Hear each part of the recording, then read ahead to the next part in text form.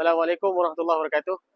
Tuan-puan, kalau sampai di Emirates, UAE, kena singgah di Abu Dhabi, dan ni salah satu tempat dia, masjid yang sangat besar di Abu Dhabi, Masjid Sheikh Zayed, Masya Allah Ta'ala, dan sehingga sekarang orang penuh sangat-sangat, tuan-puan.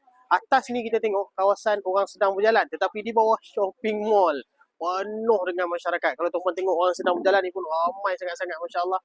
Tak terkira orang yang datang daripada bukan satu negara, tapi macam-macam negara. Ada orang Islamnya, bukan orang Islamnya, dan ianya sebagai suatu sumber dakwah bagi mereka yang datang ke sini. Dan kalau tengok, Masya Allah, masjid besar, cantik, dan menjadi suatu inspirasi bagi orang-orang yang datang sini. Dan yang paling penting, bila mereka sampai ke sini, mereka wajib pakai tudung. Mereka wajib pakai jubah untuk nak masuk ke dalam kawasan masjid. Ianya suatu dakwah yang sangat-sangat besar yang kadang-kadang kita terlupa untuk kita mengajak orang berbuat baik, insya-Allah taala.